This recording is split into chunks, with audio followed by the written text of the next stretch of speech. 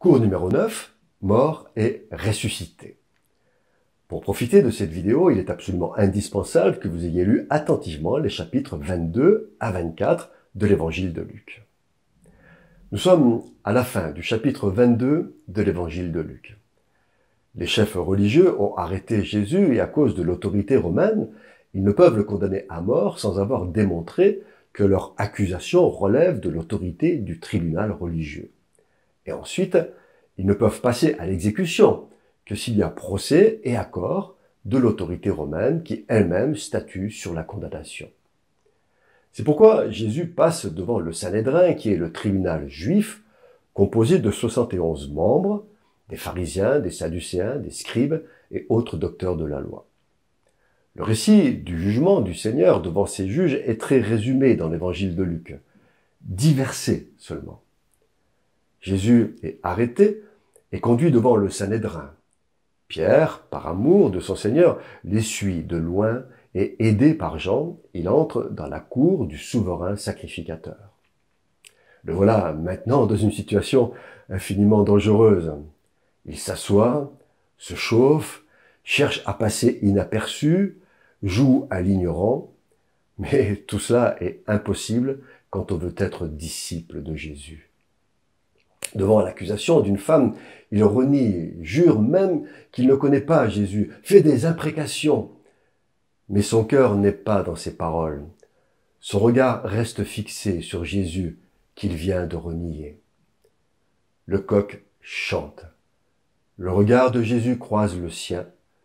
Le cœur du disciple est brisé. Il sort. Il pleure. Ce jugement devant le Sanhédrin n'est qu'une caricature qui réunit à la hâte au palais du souverain sacrificateur un petit nombre de juges. Caïphe, le souverain sacrificateur, l'interroge officiellement et lui dit « Si tu es le Christ, dis-le-nous ». L'attitude du Seigneur est incomparable. L'heure n'est plus aux explications. Désormais, leur dit-il, le Fils de l'homme sera assis à la droite de la puissance de Dieu. Une telle affirmation provoque leur colère. « Tu es donc fils de Dieu ?» Il répond « Je le suis ». Jésus est condamné par la religion aveugle des hommes parce qu'il est le Christ, fils de l'homme et fils de Dieu. On ne peut pas imaginer un plus complet aveuglement de la part de ceux qui prétendent être les défenseurs de l'Écriture sainte et de l'honneur du Dieu vivant. Après le tribunal religieux, Jésus passe devant les juges romains. Nous sommes au chapitre 23. Il est livré aux païens. Remarquons tout de suite que dans ces versets remplis de violence, de lâcheté et de cris de mort, nous n'entendons que 3 mots de la bouche de la part de l'accusé. Tu le dis. Il est désormais ce que dit Ésaïe 53. Maltraité et opprimé, il n'a point ouvert la bouche, semblable à un agneau qu'on mène à la boucherie, à une brebis muette devant ceux qui la tondent. Il n'a point ouvert la bouche. Devant les autorités romaines, les Juifs présentent des motifs de condamnation bien différents des leurs, mais des motifs qui ont du sens pour les Romains chargés de réprimer toute révolte et acte d'insoumission à leur autorité. Ils disent « Il excite notre nation à la révolte. Il empêche de payer le tribut à César. Il se dit lui-même roi. » Comme tout cela sonne faux. Comment ces chefs orgueilleux, haïssant les Romains, soutenant secrètement chaque rébellion, livreraient-ils l'un des leurs pour de telles raisons? Pilate, qui n'est pas sot, méprise leur hypocrisie. Toutefois, son niveau moral ne dépasse pas le leur. Il demeure incapable de quelque grandeur d'âme.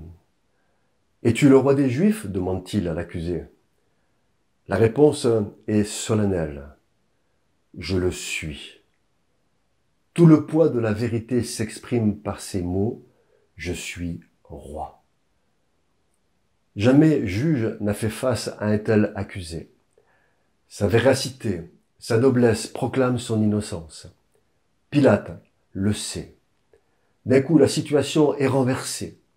L'accusé est serein, l'accusateur est dans le trouble. Tel est l'effet de Jésus sur quiconque se trouve face à face avec lui. Par 5 fois, Pilate reconnaît l'innocence de cet homme. Verset 4, il dit « Je ne trouve rien de coupable en cet homme ». Verset 14, « Je ne l'ai trouvé coupable d'aucune des choses dont vous l'accusez ». Verset 15, « Voici, cet homme n'a rien fait qui soit digne de mort ». Verset 20, Pilate leur parla de nouveau dans l'intention de relâcher Jésus. Verset 22, « Quel mal a-t-il fait? Je n'ai rien trouvé en lui qui mérite la mort. » Et cependant, il le condamne à mort. Le procès de Jésus est en réalité le procès de ses juges. C'est une succession de lâchetés qui mène à la honteuse et totale capitulation du gouvernement romain. Il cède à la fourberie du clergé. Il cède à la foule fanatisée par ce clergé. Il cède à l'amour du pouvoir. Il piétine sa conscience qui lui dit que cet homme est un innocent. Quelle médiocrité! Quelle déchéance que ce Pilate qui connaîtra une fin honteuse et terrible, parce qu'on ne se moque pas de Dieu. Par leur infamie, Jésus est condamné au supplice de la croix. L'Évangile ne tente pas de nous émouvoir par une description spectaculaire de la mise en croix. Le récit est simple, direct et sans concession, réservé au cœur de ceux qui ont trouvé leur vie dans le Seigneur. Sa mort n'est pas un spectacle. Par Simon de Cyrène et par les femmes qui se frappent la poitrine en se rendant à la place d'exécution s'exprime malgré toute la sympathie du peuple pour celui qui l'aimait et qui meurt pour lui. La crucifixion va produire l'éclatement de la nation juive et le commencement de sa ruine à cause de sa résistance à la vérité. Israël, peuple privilégié, bénéficiaire pendant des siècles des oracles de Dieu, va être aussi le premier à connaître le châtiment dû à sa rébellion à Dieu. Et effectivement, 40 ans après la croix, il ne restera plus rien de la nation juive. Toutefois, plein d'amour et de compassion pour ce peuple dont il sait qu'il va connaître l'exil, le Seigneur en croix, prie pour ses bourreaux et dit « Père, pardonne-leur, car ils ne savent ce qu'ils font. » Ce court passage de l'évangile de Luc a de quoi couvrir de honte l'humanité tout entière et dans tous les siècles. Le peuple regarde. Les magistrats se moquent de celui qui est mort pour eux. Les soldats jouent sadiquement avec le supplicié qu'ils persécutent gratuitement. Un malfaiteur crucifié à son côté l'injurie, les passants aussi. Ainsi est l'homme. Il se moque de ce qu'il ne comprend pas. Pour lui, la croix est la défaite, le point final, la faillite de l'entreprise. Or, l'Écriture sainte dit « La croix est une folie pour ceux qui périssent, mais elle est puissance de Dieu pour le salut de quiconque croit. » Mais, parce qu'il y a un mais, le verset 24 révèle que la mort du juste éveille une conscience jusqu'ici endurcie par le péché et le crime. Elle parle si fort que s'ouvrent les lèvres d'un deuxième brigand, lui aussi crucifié. Et il dit au premier, « Ne crains-tu pas Dieu? Pour nous, c'est justice, mais celui-ci n'a rien fait de mal. » Alors sa prière est remarquable. Il dit, « Souviens-toi de moi quand tu viendras dans ton règne. » Et cette prière est entendue de Jésus qui, agonisant, répond, « Je te le dis, en vérité, aujourd'hui tu seras avec moi dans le paradis. » Folie pour les uns, la croix est puissance de Dieu pour les autres, parce qu'elle fait parler la conscience, confesser son péché, chercher le pardon. Elle est puissance de Dieu parce qu'elle offre le plein pardon à celui qui croit. Pendant 3 heures, les ténèbres couvrent la terre. C'est l'heure de l'expiation. Comme le sang de l'agneau sacrifié sur l'autel du temple couvre les péchés du peuple, l'agneau de Dieu, Jésus, souffre l'agonie dans les ténèbres de la solitude, pour que son sang couvre nos péchés devant Dieu. Car sans effusion de sang, il n'y a pas de pardon. Celui qui n'a point connu le péché, il l'a fait devenir péché pour nous, afin que nous devenions en lui justice de Dieu. Par sa mort, Jésus nous rachète de la malédiction de la loi, devenant malédiction pour nous, selon qu'il est écrit, maudit est quiconque est pendu au bois. À 15 heures, l'heure où les agneaux de Pâques sont immolés dans le temple, Jésus rend son esprit à son Père. Ce n'est pas la mort qui l'emporte, c'est de sa pleine autorité qu'il décide de rendre son esprit au Père et donc de cesser de vivre. Et c'est d'ailleurs ce qui étonne les soldats. Son agonie est plus courte que ce qu'elle aurait dû être. Au même moment, le voile du temple se déchire depuis le haut jusqu'en bas. La route est ouverte jusqu'au trône de Dieu par le corps rompu du Seigneur. C'est la fin des sacrifices rituels qui duraient depuis Moïse. C'est la fin de cette sacrificature devenue un écran entre le pécheur et son Dieu. C'est l'inauguration du chemin nouveau et vivant qui mène au lieu très saint. Le brigand juif sur la croix et le centenier païen sont les premiers à fouler le chemin nouveau et vivant. Il faut maintenant enterrer le corps du crucifié avant le sabbat. Le prophète Ésaïe dit « On a mis son sépulcre parmi les méchants, son tombeau avec le riche ». Joseph d'Arimathée, disciple en secret de Jésus, conseiller du Sanhédrin, est l'instrument de Dieu pour l'accomplissement de cette prophétie. Les cadavres des suppliciés sont normalement jetés hors de la ville en pâture aux vautours. C'était la sépulture des méchants. Le corps du Seigneur, au contraire, est déposé dans un sépulcre de riches tout neuf, par les soins attentionnés de ceux et de celles qui l'ont aimé. Joseph d'Arimathée, Nicodème, Marie de Magdala et une autre Marie. Mais que serait le récit de la crucifixion ou même l'évangile tout entier si le témoignage de la résurrection du Seigneur en était absent? Sa résurrection est le gage glorieux de notre salut éternel et l'espérance certaine de notre propre résurrection. La résurrection du Seigneur est essentiellement différente de celle de Lazare, du fils de la veuve de Cana et de la fille de Jaïrus.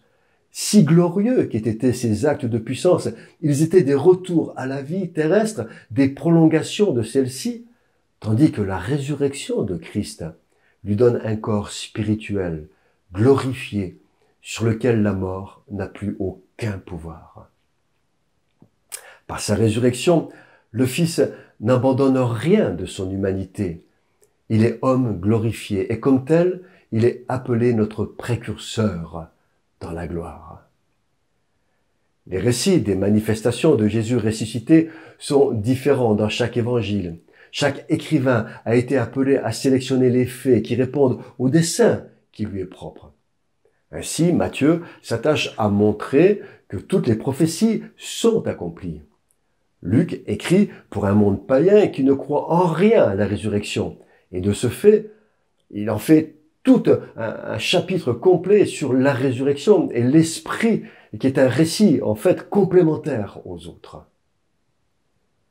Les premiers versets du chapitre 24 révèlent que les femmes disciples de Jésus se rendent au tombeau le 3e jour après la crucifixion. Elles souhaitent conserver le corps du Seigneur aussi longtemps que possible grâce aux aromates et aux parfums. Prendre soin de sa dépouille est à leurs yeux la seule expression possible de leur amour. Quand elles arrivent, la tombe est ouverte, elle est vide.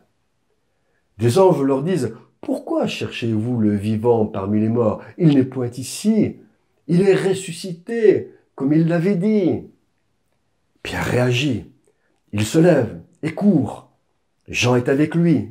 Il arrive le premier, mais il n'entre pas. Pierre entre et voit les linges aplatis, là où le corps était déposé, comme s'ils avaient été vidés de ce qui les enveloppait. Puis il retourne chez lui, dépité et interrogatif. Ce même jour se produit un fait étonnant que seul Luc rapporte. 2 disciples se rendent à Emmaüs, un village à quelques kilomètres de Jérusalem. Comme les autres, ils ne sont pas prêts à se laisser convaincre par des rumeurs de résurrection, et sans doute ont-ils peur d'être accusés d'avoir fait disparaître le corps. Leur espérance déçue de voir le règne messianique pèse lourdement sur eux. Ils sont incapables de voir plus loin. C'est alors que Jésus s'approche avec tendresse et douceur. Il les console au point qu'ils disent « Reste avec nous !» Ils ne le reconnaissent pas encore. Mais quand il rompt le pain, leurs yeux s'ouvrent, ils le reconnaissent et il disparaît devant eux. Jésus est réellement ressuscité. De retour dans la nuit à Jérusalem, ils trouvent les apôtres et ceux qui sont avec eux, rayonnant de joie, disant eux aussi, il est vraiment ressuscité. Nous sommes le dimanche soir du premier jour de la nouvelle alliance. Tandis qu'ils parlent des événements de la journée, Jésus se présente au milieu d'eux. Il les salue comme à l'ordinaire et met un soin tout particulier à les convaincre de sa résurrection corporelle. C'est bien moi, touchez-moi et regardez. Un esprit n'a ni chair ni eau, comme vous voyez que j'en ai. Il leur montre ses mains et ses pieds percés qu'ils connaissent tous. Et comme dans leur joie, ils n'en croient pas leurs yeux, ils demandent à manger devant eux. Le Seigneur possède un nouveau corps, un corps de résurrection qui n'obéit pas aux lois de la physique terrestre, mais à celle qui est céleste. Quelle glorieuse perspective pour tous ceux qui croient en lui. Ensuite, pendant 40 jours, le Seigneur reste à leur côté afin de les instruire quant au royaume de Dieu et les établir pour le service de témoins de l'Évangile. Il ouvre l'esprit de chacun afin qu'ils comprennent les Écritures. Il leur donne l'autorité de disciples dont ils auront besoin. Il leur confie la prédication de la repentance et du pardon des péchés. Il leur confie une mission, prêcher le royaume de Dieu. Il leur donne de faire de toutes les nations des disciples, les baptiser et les enseigner. Il leur promet le revêtement de la puissance d'en haut et enfin, il les bénit. Le disciple de Jésus au XXIe siècle est l'héritier de ces promesses et de ces missions que Jésus délègue à ses premiers disciples. Le chemin du service est un chemin de bénédiction, mais aussi de persévérance, de fidélité et de lutte parce que l'ennemi des âmes est encore dans le monde et il rôde cherchant qui il dévorera. C'est aussi un chemin de joie, de paix, comme seul le Seigneur est capable de l'apporter dans le cœur. Un chemin de projet et d'action avec l'engagement du Seigneur de donner de la réussite dans toutes ses entreprises à celui qui écoute sa parole, qui la médite jour et nuit pour accomplir tout ce qui est écrit. Après 40 jours, et pendant qu'il les bénissait, il se sépare d'eux, il est enlevé au ciel. Après un moment de stupéfaction et d'étonnement, les disciples, encouragés par les anges, se ressaisissent et après avoir adoré, ils retournent à Jérusalem avec une grande joie. Ils se regroupent dans la chambre haute et d'un commun accord, ils persévèrent dans la prière en attendant la venue de celui que Jésus a promis, le Consolateur. Comme la circoncision et le sceau de la première alliance en Abraham, le Saint-Esprit de Dieu et le sceau de la nouvelle alliance dans le sang de Jésus et sa résurrection, c'est ce précieux trésor, cette perle rare qui est l'héritage des enfants de Dieu et sur lequel ils doivent veiller. Voilà, notre cours sur l'évangile de Luc est maintenant terminé. Je vous encourage vivement à reprendre tous ces cours en vidéo et documents écrits et les étudier comme si vous-même, un jour prochainement peut-être, étiez chargé de l'enseigner à votre tour. Et c'est peut-être le meilleur moyen d'apprendre. Voilà, que Dieu vous bénisse. Et puis, soyez dans la joie et dans la paix de notre Seigneur, vous, chers disciples de Jésus.